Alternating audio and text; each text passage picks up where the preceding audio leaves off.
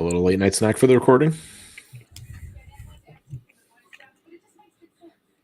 There it is. There you go. Twizzlers. Twizzler. Nice. Well, The we're Rizzler. live. Twizzler for the Rizzler. That's right. Well, welcome everybody to the live recording of the Card Foundation podcast. I am one of your hosts, Danny Tancredi. Along with me, we got Johnny Tancredi and MIA 3 weeks in a row. Our good pal Bear. That's right. Surely missed. If you want to see Bear back on this podcast, make sure to leave a review or maybe a comment in the Facebook group just saying, hey Bear, we miss you. Yep. This is He's been a busy man lately with work and family, and he doesn't have time for us little people. But it's okay. I remember there was a time when, we were family. But that's okay. Yep. We get it. 2 kids, I understand it's, hard enough with 1 kid sometimes for me, so I don't get it. I don't have any kids, so I mean, That's right. That you know of. Yeah, for now. Well, but this we carry on as the Quote Looking Podcast, and this is episode 240. So be sure to subscribe, tune in. The episodes drop every week. I know we did get a 5-star review because it was messaged to me that we got one. Well, so let's see. And if you don't have it, I have the review. I don't. So maybe it didn't make it. This might be could this be a Spotify? It might be a Spotify, but we did get a review from our good friend Russ Saylor. Nice. And his 5-star review, best intro song in podcast. Okay. Honestly, why we picked that theme song, couldn't tell you. I just thought it was one of the best Ross theme songs of all time. So I said, I'm going to steal it and bring it back. So here we are 240 episodes later with that theme. Hasn't changed. Well, thank you, Russ. We appreciate always listening and support and, being a Patreon member and all that good stuff. Yep. Shout out to our Patreons. If you want to sign up, patreon.com/cardfoundationpod. We do the live monthly, which we are here for today.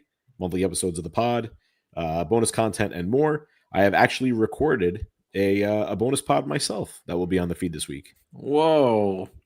Welcome back, D-Tank. Wow. Yeah, look at me. I'm grown up now. But yeah, made some time. I got a little more time on my hands now that I have my own home and, don't have to be in the city for work every day. So basically what I'm doing is the top 10 most important cards of wrestling history. Do a countdown 10 to 1, so it doesn't have to be the most valuable. I just felt it was the most influential of the cards ever released. And when you listen to the bonus episode, you'll see why I picked them. Don't want to spoil it. All right. And my bonus with friend of the show, Harris Decker, Queen City Breaks, is still up there. Check that out. Still trying to schedule out the top 20, top 25 cards of the 2000s. Lot of schedules going on. Yeah. We got King of Whatnot, Medina, has been ripping and tearing into the Cactus Jack, and he's been busy with work and stuff. Evans on tour is back on tour. So, friend of the show, Evan, for those who don't know, works in the music industry. So he's always on the road. So we're going to get it done. We all have our lists done. We're just trying to figure out a time where we can get the 4 of us on the mic. I mean, we have 2 of us are on the East Coast. 1 lives in the middle of the country and 1 lives in the West Coast. So It's tough, but we'll get it done. Yeah. So make sure to tune into those bonus episodes when they hit the feed. And then finally follow us on X and Instagram at Card Foundation Pod on both, and ProWrestlingTees.com/Card Foundation Pod. Buy a t-shirt today. All right. Let's get right into it. This week in wrestling cards. Biggest news this week was definitely the return of AJ Lee. So for those who don't know, live under a rock, or maybe haven't had cell service in a couple of days, AJ is back in WWE. She made her return in Chicago on SmackDown last Friday to a huge pop. That was definitely one of the better modern pops we've seen in a while. Can I ask you a question? Sure. Why did with these two? It's always got to be Chicago for the return. Are they over anywhere else other than Chicago? That's where they're from. Okay, but how many times? I mean, what's wrong with Kansas City, Missouri? What's wrong with Albuquerque, New Mexico? You don't want to return for those because they're not from there. Chicago. Okay. It's getting played out with the Chicago bullshit. I'm sorry. You don't see Matt Cardona every time he comes back to Long Island. He goes on a hiatus, and then it's I got to return in Long Island. You don't see you could think of anyone. The Miz. Oh, I'm only going to come back in Cleveland, or like it's ridiculous. Well, I don't know. I mean, me ranting and raving. No, I get it. I mean, I think Chicago has tried for a long time to be New York when it comes to wrestling fandom, and they're just not. New York is the king of wrestling. It's the greatest place on earth. Here come our Chicagoan listeners that are going to come at you. I don't care about Philly. Certainly don't care about Philly. Yeah. Especially after tonight's Mets loss. There's a reason why the WWF was called, the New York territory for forever, because that's right. New York is the center of the world. Yep. But anyway, we digress. Yeah. So AJ's back, and I mean, there were a bunch of sales that happened within the last couple of days. So I'll kind of run through those. This is all pulled from Card Ladder. We're not sponsored or anything, but Card Ladder's the GOAT. So if you don't have Card Ladder, you should consider downloading and subscribing. To me, it's the best application for cards you can have on your phone. So a couple sales here. 2014 Topps Black Border Auto sold for $425. Crazy. 2014 Topps Silver Border, so same card, same year, just a different parallel. An Auto BGS 9 Auto 10 sold for $369.99. A 2011 Topps Auto with her full name, so she actually signed it back then, AJ Lee. Yep. $795. A 2015 Topps Chrome Atomic Refractor PSA 10 sold for $180, and a 2015 Topps Auto base sold for $279. Yeah, I'm looking at this 2011. I mean, I don't even think it's numbered, and it got $800. It's Johnny crazy. JB, what's up, brother? Got Johnny in the house. Even that's the 2014 Topps Auto. That's a base auto sticker, not even on card. $215. I mean, we're gonna get into this a little bit more in Card Corner, because it's like one of my topics for the week. But okay. So I'll refrain then from continuing. No. This is more so about like why. And with AJ, it's just someone that I never understood. Like, she was a great character back then, but it's been 10 years, more than that, I think. Yeah. And like, I don't know. I just never cared enough, I guess. But she's maintained a pretty strong fandom throughout this entire time. And maybe it's like the CM Punk thing. Maybe it's like, if I go away, they'll miss me, or, Sure. I don't know. But a lot of people collect her. I mean, a lot of people have been chasing her this entire time. But I mean, she hasn't, and part of it is because she doesn't have much out there. She's got from 2011 to 2015. That's it. Right. So there's not even really a great deal of like what you could possibly collect out there. And even at that, I don't even think there was much of 2012 in general in wrestling cards. What was really coming out in 2012?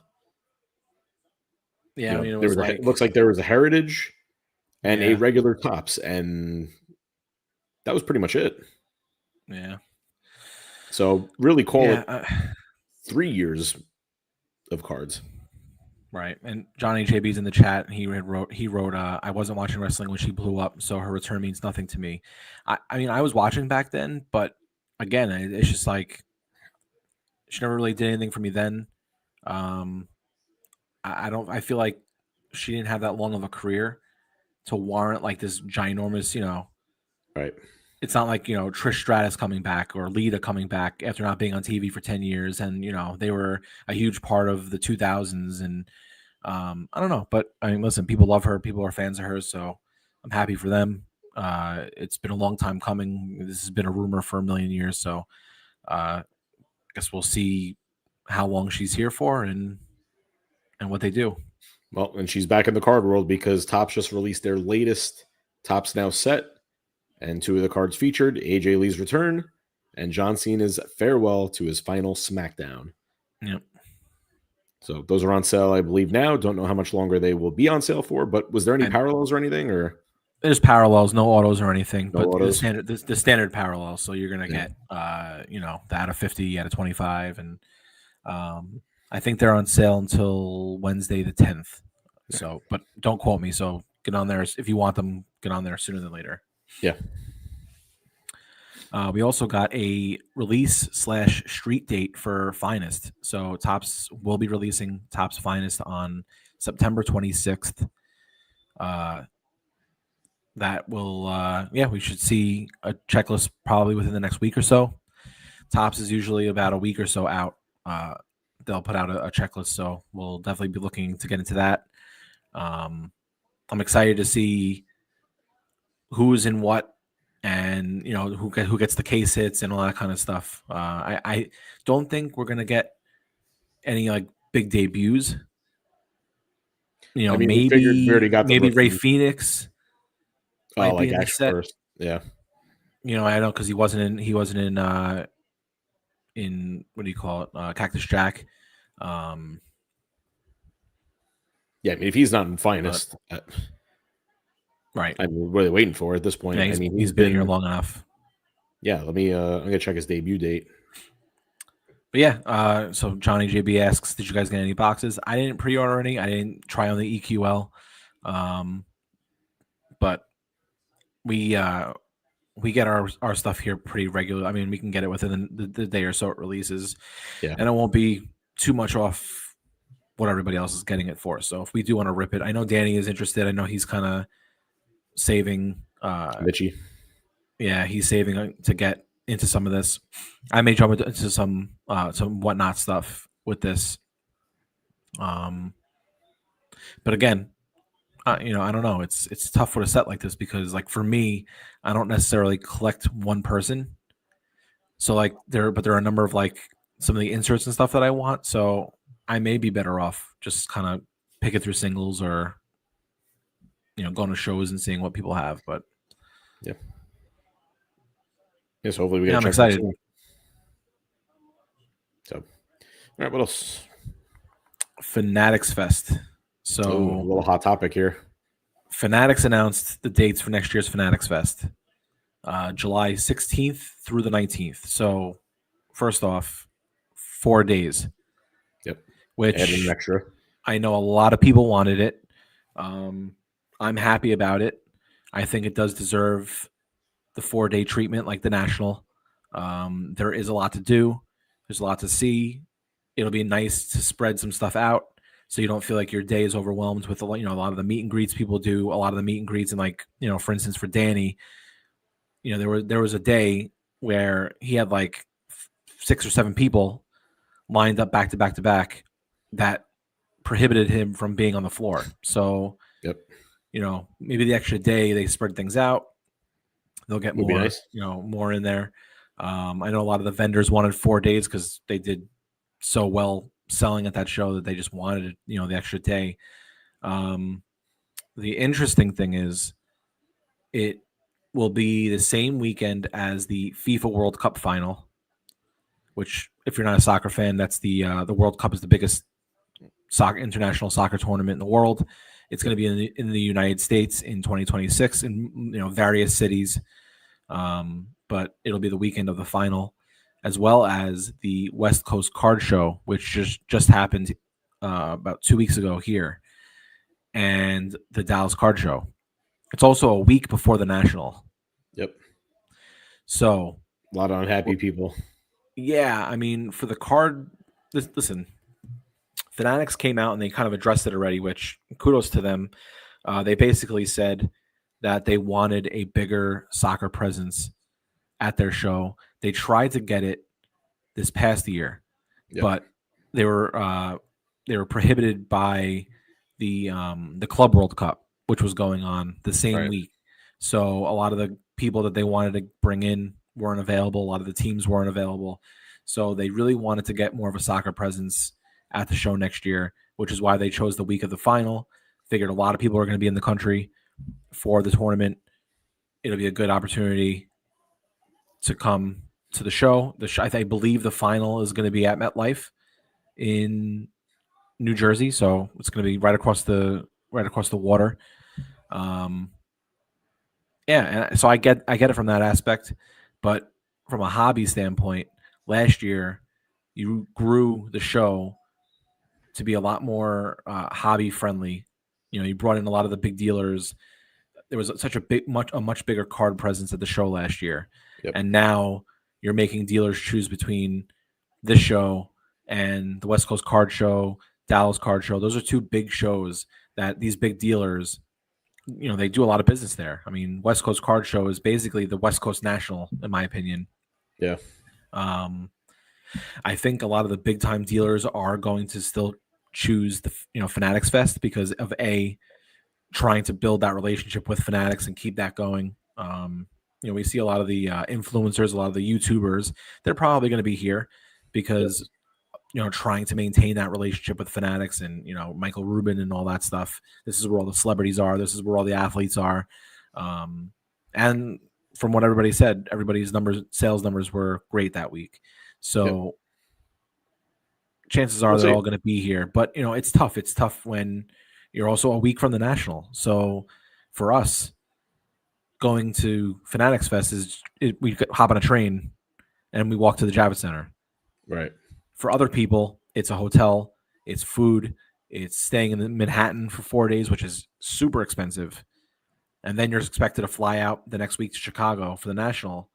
Yeah.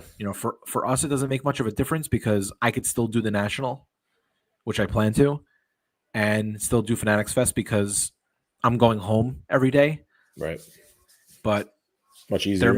There may be some people who say, you know what, I can't swing New York and Chicago on back-to-back weekends. I'm going to have to pick one. But it is what it is. I mean, at the same token, the National, has it ever really been friendly to the East Coast?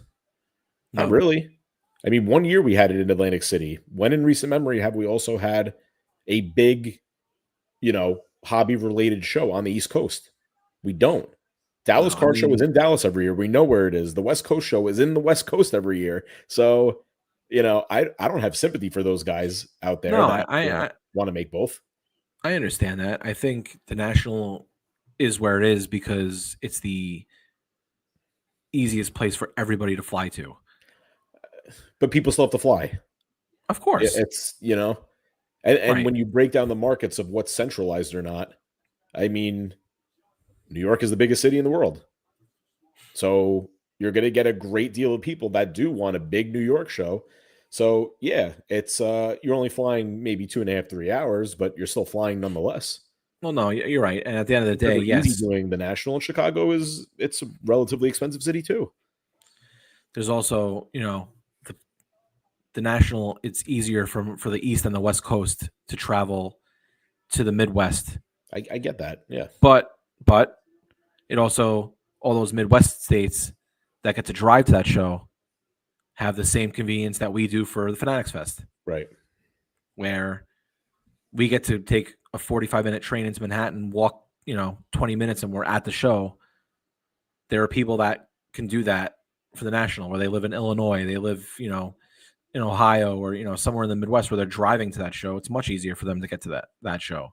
So I get it.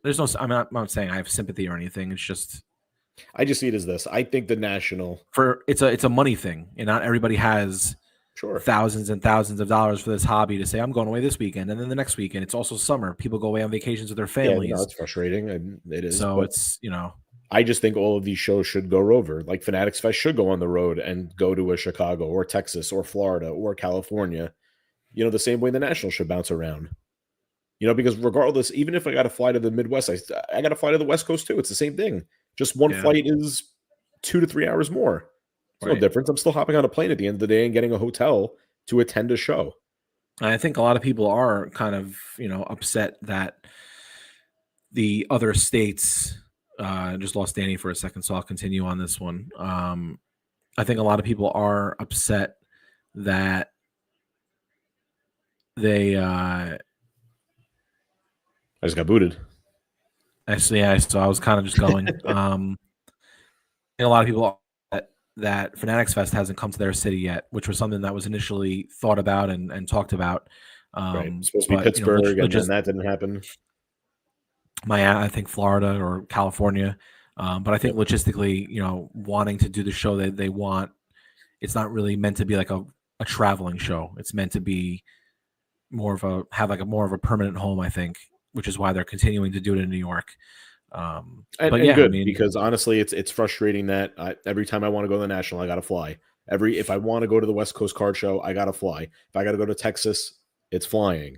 So, we do deserve to have a monster show on the East Coast that's accessible for the East Coast people. Everything can't be in the Midwest just because, everyone can fly to it. Well, you're still flying. To me, it's, right. It is what it is. Well, and I think that was going to be the most passionate segment of the show, but it's also going to change for 2027. That was already announced that the National or Fanatics Fest will be in June after 2026. Right. So they're giving the month space out to do the National and all that good stuff. It was just because of the World Cup. That was a big selling point for them, like you said. Yeah.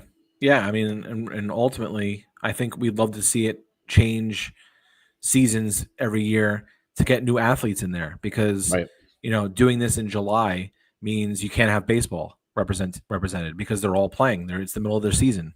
Or you have the same five legends over and over again. Right. Whereas football guys could be there because it's still the off season, basketball off season, hockey off season.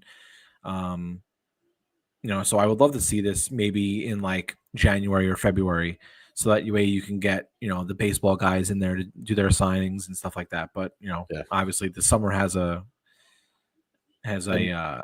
with the National, the National never brings in really modern, big time, at least for me, baseball players.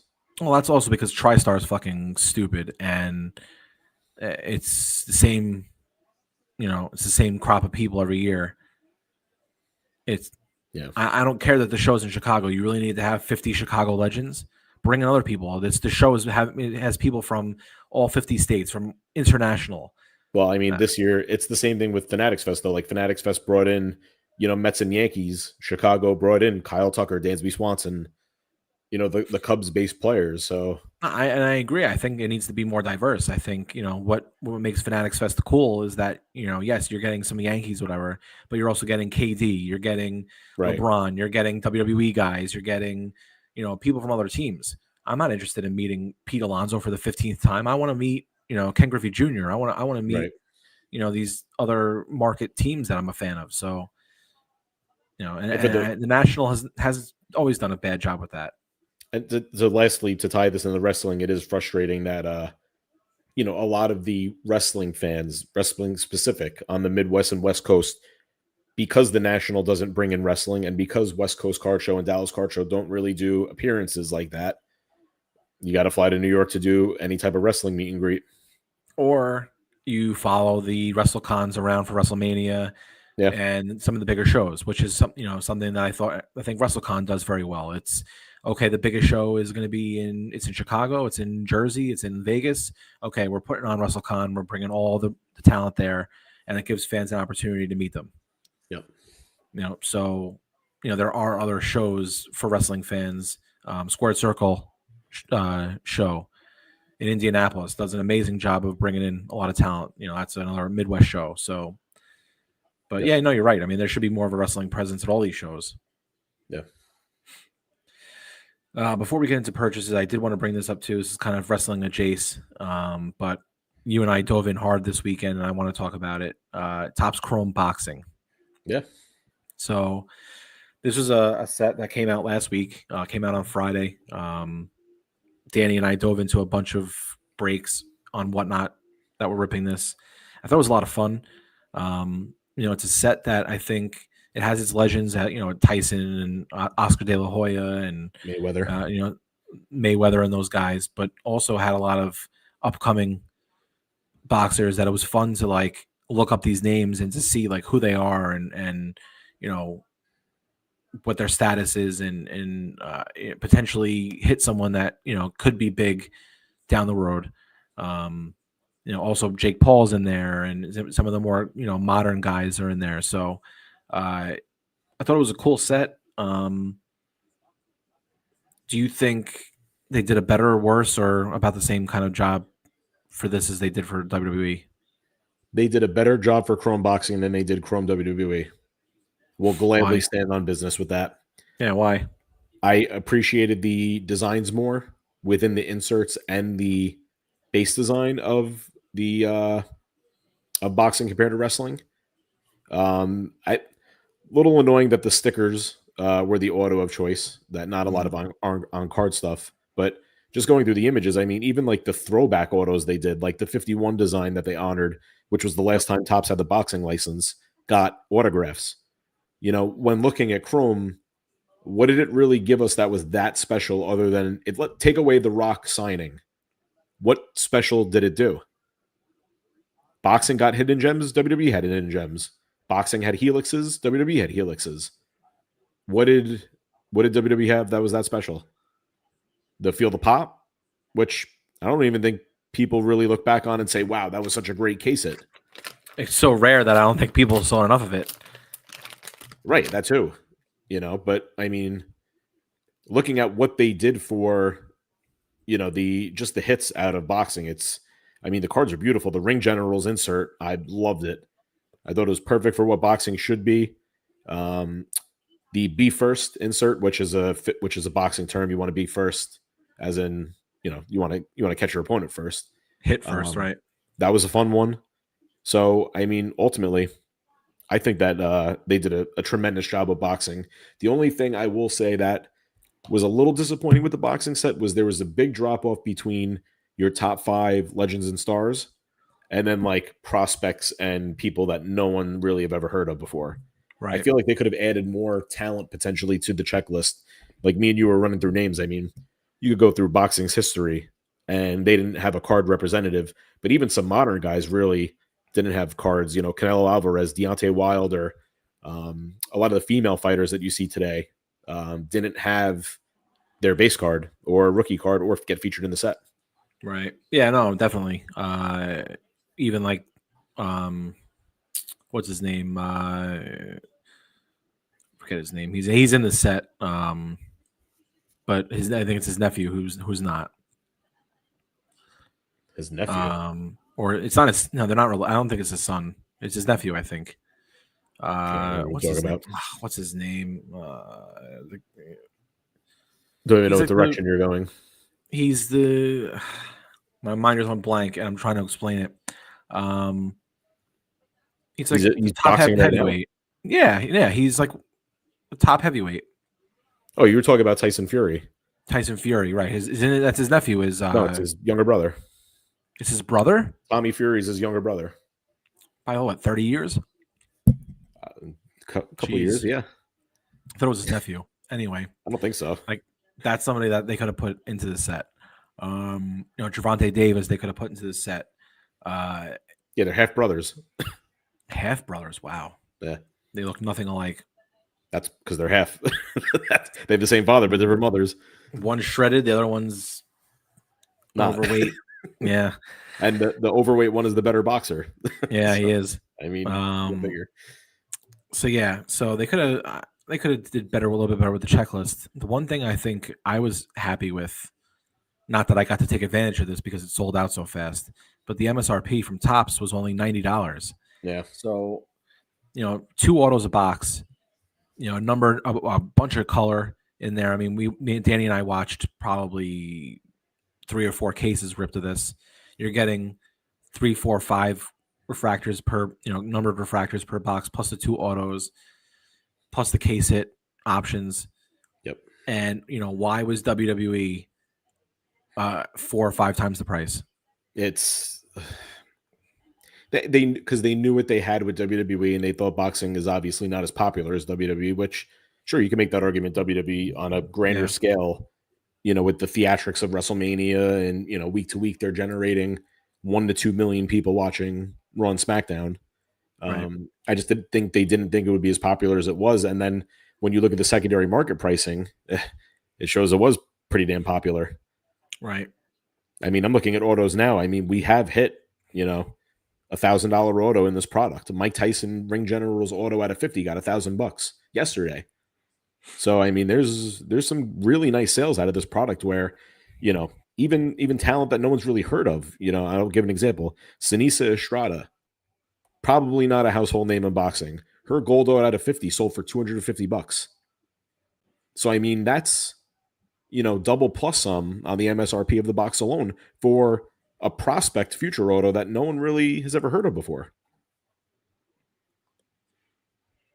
Yeah, no, But I think they did a it's good job with the ridiculous when you pricing. compare the two from boxing to WWE to say, well, and again, the MSRP on WWE was 160. It wasn't 400. It just that's what it became. Well, and it's also, that's the problem with boxing, and that's going to be another topic for another episode that I'm just about ready to go absolutely in and go off on these companies that are selling secondary, like the blowouts of the world. I've had it. I'm done with this portion of the hobby. Because they took a box that was $90, and I think that was the EQL price. I think the buy it now price on Topps' website on release day, I think, was $119. So that's fine, $120. Those boxes are now on Blowout and Steel City and David Adams for $350. Yeah, they're making more money on those boxes than you could buy it from Topps Direct. Yeah, it's their profit is more than the actual box. Yeah, that's bullshit, and something's got to stop. Yeah, the average pricing I'm seeing right now, and I guess this is eBay ad, about $270 to $300 a box. I mean, it's ridiculous. Yeah. What changed from the pre-order to coming out? It's the Nothing. Secondary Same market product. saying, hey, maybe they're getting their boxes at 90 and saying, well, we got to make $90 to $100 a box. They got to make fucking 200%. What kind of business operates like that? It's working, right? I mean, they're still in business. I hope not. I hope every single box is on their shelves and they sell absolute shit, because it's bullshit. And again, I'm not going to go in too hard this week. I plan on going in soon because I just had enough. Well, look at Topps Chrome Cactus Jack. That price already dropped. Yeah, because people aren't stupid. Because it was never supposed to be that expensive of a box. Right. Yeah, there's prices now. I mean, there's some smaller hobby shops selling it between $365 and $375, but even Steel City's got it down to $385 now.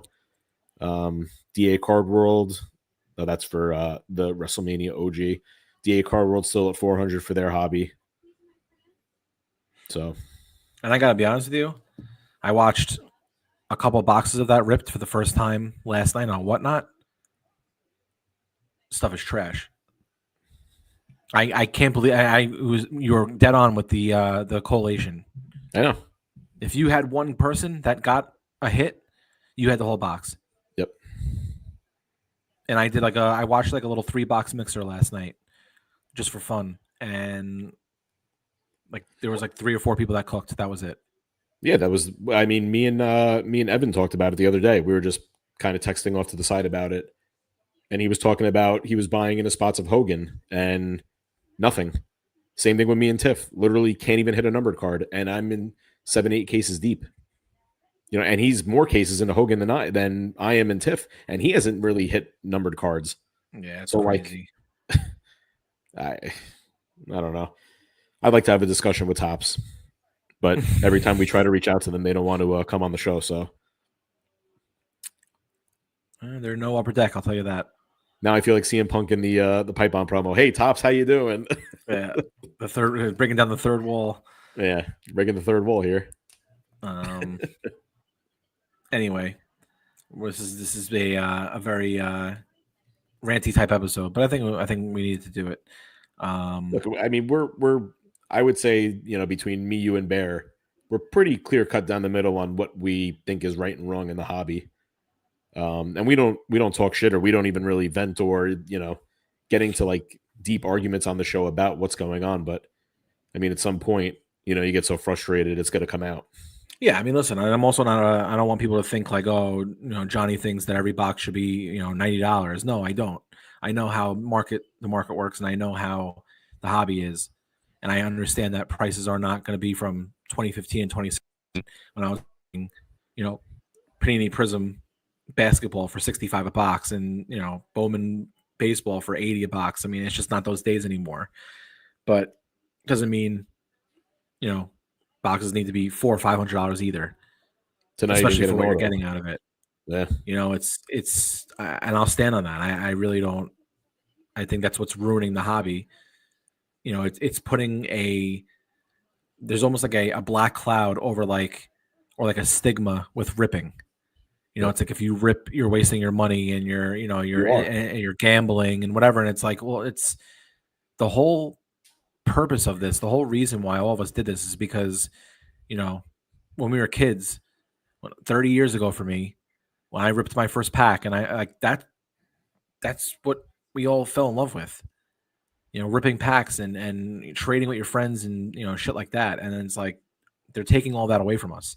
And ripping at, $1 to $4 or $5 a pack max. Your premium packs were like $5-6. Right.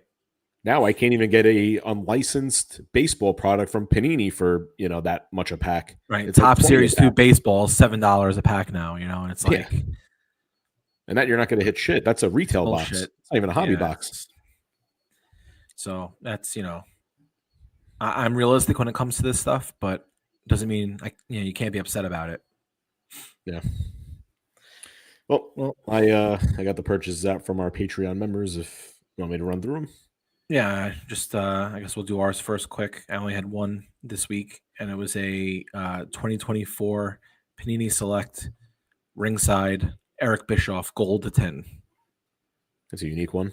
I needed a Bischoff in my PC. Okay. I have his 98 Bandai New Japan card, WCW New Japan Bandai card, which is one of my favorite cards in my PC, but it's a base card, and I wanted something. I always loved Bischoff. I'm, a huge WCW fan, huge NWO fan, so I grew up with the guy, and I wanted something cool, so I got the gold ringside to 10. Figured that was something I could, as like my Bischoff piece. Yeah. Well, I didn't get anything. I just pretty much got into a couple of the boxing breaks. I'll walk through my return when I get it. I don't even know who I got for some of my spots. So. Me too. I'm going to do a full post of everything I got when I get it, because I got like 47 shipping notifications from Whatnot today. So yeah, I'm just going to wait. And, I was talking to a friend of the show, David Lloyd, Squared Circle Relics. He got into a bunch.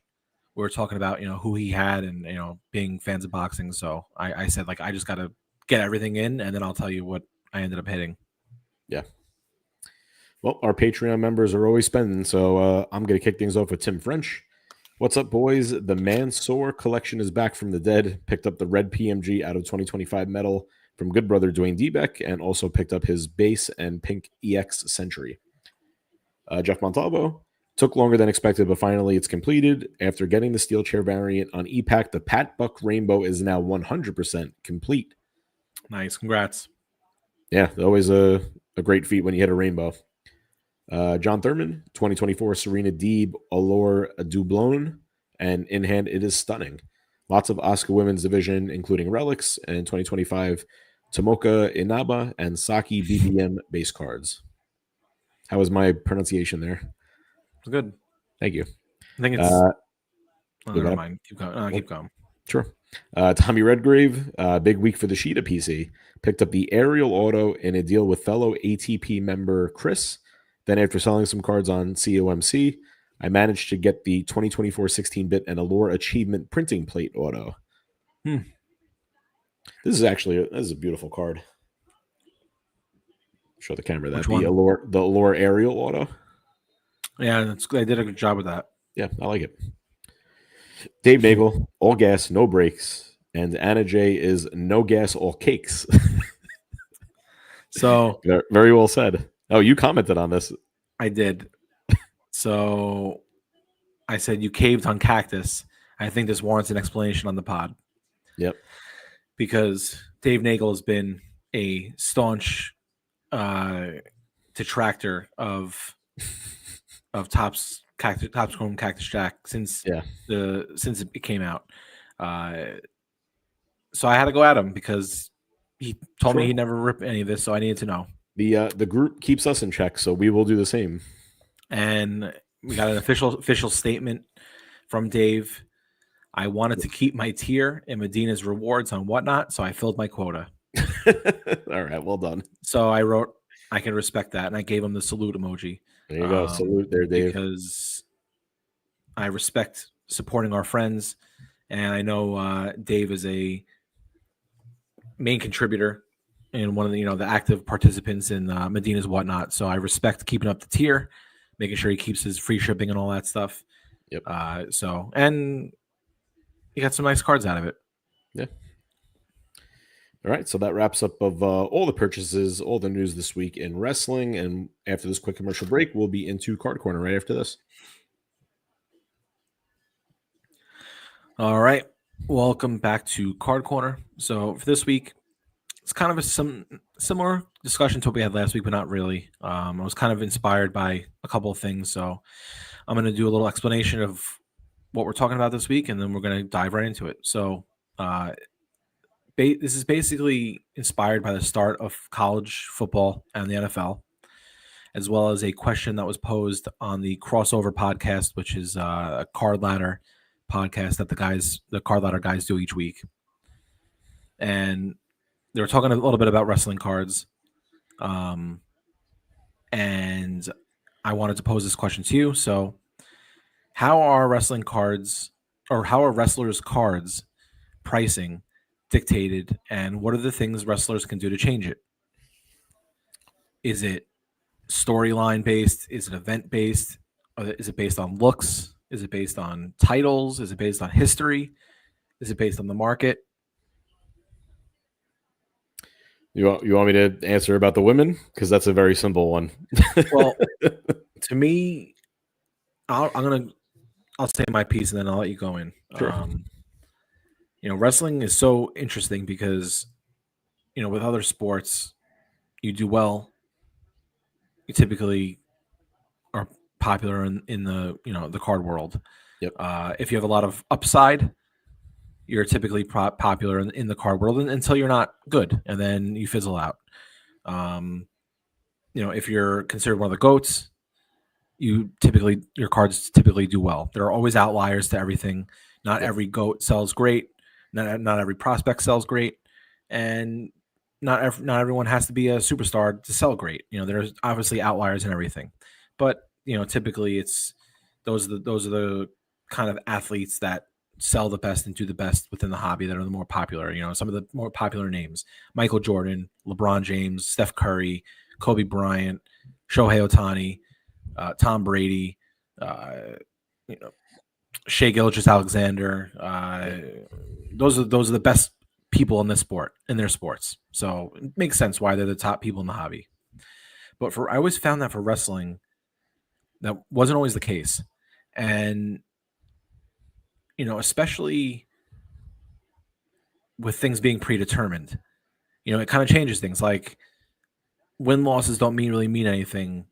Titles with, as an accolade don't necessarily mean as much because it's written to you. It's not really, you're not earning it physically or, so right. It's always been tough. And one of the questions on the crossover pod was, how do wrestling collectors determine value? Like, what if a good guy becomes a bad guy? Does that change value? What if, if they become good and they were bad, if they become a heel, or how are all these things determined? And I started thinking about it. I'm like, it's weird because wrestling, you can't even pinpoint one thing or another. And I started thinking about AJ Lee. And to me, she's someone who really doesn't make any sense why she's got $300 auto sales, $700 auto sales. She hasn't had a match in however many years, 10 years or whatever it is. She hasn't had a new card from Topps in over 10 years. She hasn't been an announcer. She hasn't even really shown her face in wrestling other than being married to a famous wrestler. Yet her stuff has stayed pretty consistent, and once she comes back, things blow up again. And it doesn't make any sense. Versus someone like, say, Bayley, who has been on WWE TV consistently for the last 10 years, has been champion, has fought champions, kind of a consistent performer. And her stuff doesn't get that same type of hobby love. Why? Why is that? Is it? I don't know. And so I started thinking about it, and you could think about that kind of example with a lot of people. To me, it literally is straight popularity and potential. That's it. And the data I'm using to support that, for example, I'm looking at, good old Carl Ladder right now. John Cena, who has the most title belts in history of pro wrestling. Topps Chrome Orange Auto to 25, image variation. So a nice, it's not like the studio shot. It's his actual card signed on card at a 25. $330 sale on August 5th. The same day, a PSA 10 Jasmine Nix Orange Auto, who barely gets TV time on NXT, from Sapphire Orange Auto, sold for $350. $20 more than John Cena. So you told me there what the reason would be for Jasmine Nix, any of her cards, to outsell John Cena. Yeah, I can tell you my reason. Which explains that wrestling collectors make no sense. Yeah, it's that's a great example. And I could give you plenty more, honestly. Cody Rhodes and CM Punk both hit the $300 mark, which is right there with John Cena.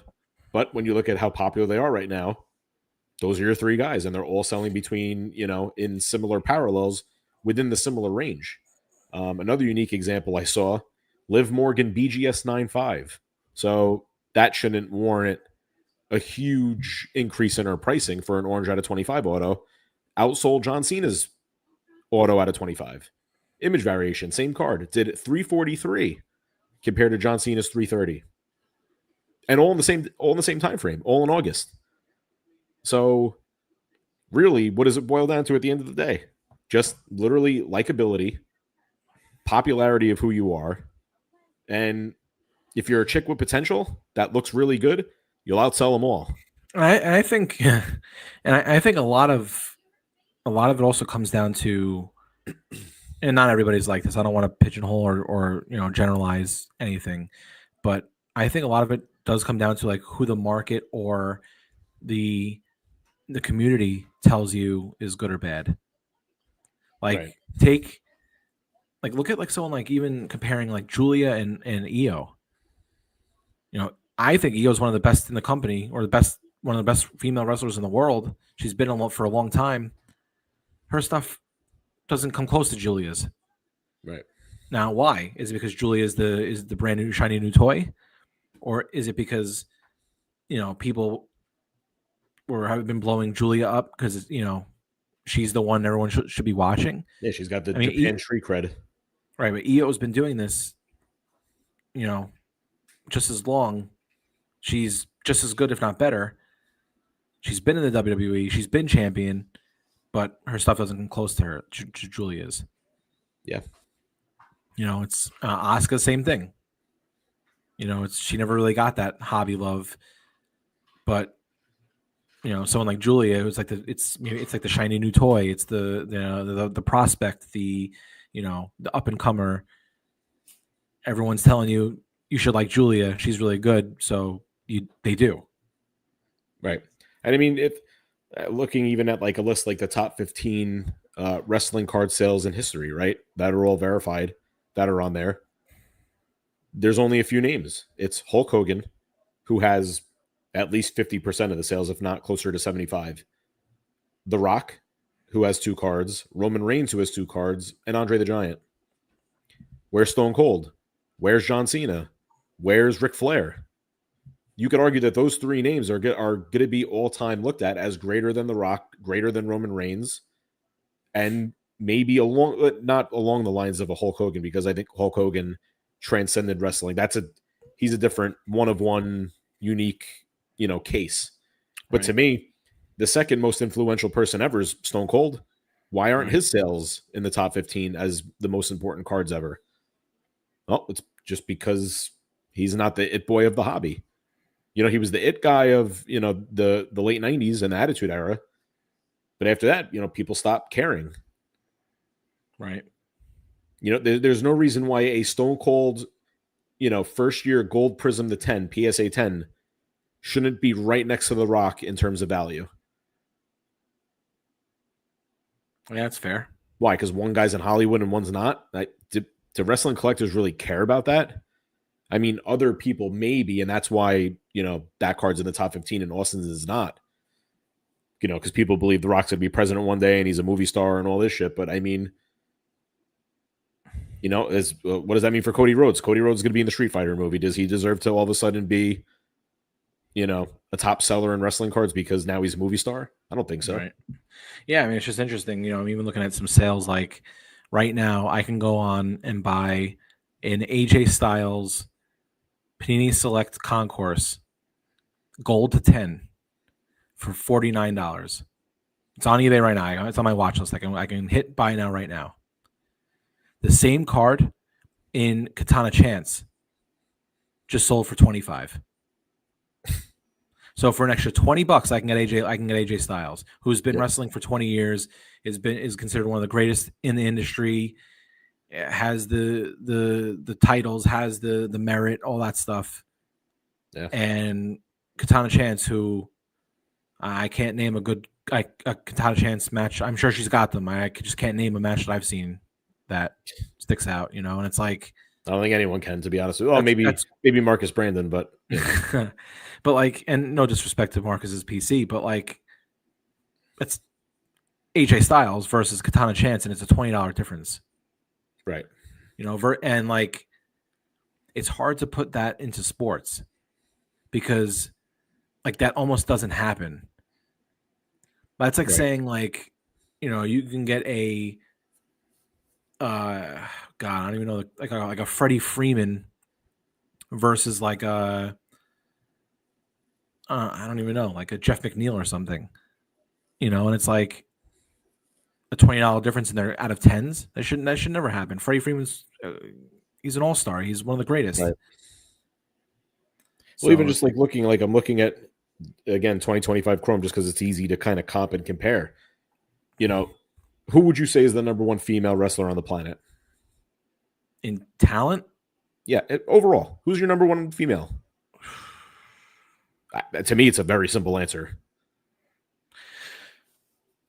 Oh, it depends on maybe right now, Rhea? Thank you. Rhea Ripley, right? Okay. I knew that's where you're going. Okay. Her Topps Chrome Gold Auto Raw did 200. To me, she's number one on the planet. Probably should be the top selling female in wrestling cards. Well, she's not, because Liv Morgan had an insert auto out of 50, sold for $215. Sol Ruca had a gold auto to 50, sell for $250. What are we talking about here? Right. All it takes is just really that one kind of. Another one, Alexa Bliss, $229 for a recent sale on her gold auto. Well, it's interesting. Like, I'll give you Alexa Bliss almost because Alexa Bliss was that person. No, she wasn't. I mean, she was close. She was never top dog, number one female wrestler on the planet. She was probably top 5 at a time. Okay, I'll give you that. Sure. I mean, to me, in the era, it's Charlotte. It's been Becky. Now it's Rhea. Probably chronologically, if you really look at it too. And there's when you look at Sol Ruca, who hasn't done a thing in this business yet and keeps getting injured every year. She's got the look, and she's got the youth. There you go. So that's your recipe right there. So to summarize this whole thing for me, there is no rhyme or reason. It's either you're loved and people want your stuff, or you're not, and that's where the values come in. Yeah, and I think that's like, when I was thinking about the question, I don't think there's a cut and dry answer that you could just give. No, you can't. Because it's so, wrestling cards and wrestling, it's so much deeper than that. Like, people that you think would be or should be worth more aren't. People that you don't think should be are. And it's like, there's no rhyme or reason for any of it. Right. So until you sit 10 people in a, or even just a small scale, like 10 people in a room and say like, why would you invest in Sol Ruca over Rhea and hear their explanations? You're not going to know why she outsells Rhea Ripley, who's the number one female on the planet. Right. And listen, you may ask 10 people, why are you investing in Sol Ruca versus Rhea Ripley? 2 of them might say looks. 2 of them might say potential. 2 of them might say her age. 2 of them might say, it's the era that, I'm an NXT guy. You never know, but right. It's, in sports, you don't get that, you don't really have that happen. So I just thought it was interesting. And that's why I'm also excited to do that bonus episode with Dave and those guys, because it's the top 25 cards of the 2000s, in our opinion. Now, there's going to be a lot of overlay or a lot of overlap, because they're just cards that are undeniable. But there are also going to be some cards that I'm interested to see what the differences are, because the things that I look at versus what Dave looks at versus what Danny looks at, it's totally different. Yeah, because it's perspective. Yeah. Like to me, Tiff is the investment of probably all the females. But that's my opinion, and that's your favorite. Right. That's part of it too. To me, it's it's Rhea, it's Io, it's those 2 are the best in the world, in my opinion, right now. Right. But not everyone's going to think that, because they're not into they're more into blondes and whatever. It's just it's a weird thing. So yeah. Well, it's a good conversation to have, and I'm sure stuff will keep diving into the future, because it's going to keep coming up, especially when you look at the current state of the hobby and pricing and all that good stuff. So, but yeah, that wraps up episode 240. So appreciate everybody tuning in and listening this week. Shout out to all the Patreon members that join us for the live episodes, that watch along with us. Greatly appreciate your support. And make sure you subscribe, follow the podcast, new episodes weekly, Apple, Spotify, wherever you download your favorite podcast. And please do us a favor and leave us a 5-star review. It helps us out. Very important for us to spread the awareness of wrestling cards to continue to grow. ProWrestlingTees.com/CardFoundationPod. Get your t-shirts. Sign up to the Patreon and follow us on social media, Instagram and X at CardFoundationPod. Yeah, next week should be a pretty quiet week around these parts. Unless we get a checklist for Finest. Yeah, that's the only thing I could see really popping up, but I doubt it's going to be this week. So that'll probably come out sometime next week. No pay-per-views this week. So it'll just be, typical hobby stuff until then. Yeah. Cool. All right. Well, to sign us off, when it comes to wrestling cards, are the best there is. There was. And the best ever will be. Oh, hell yeah.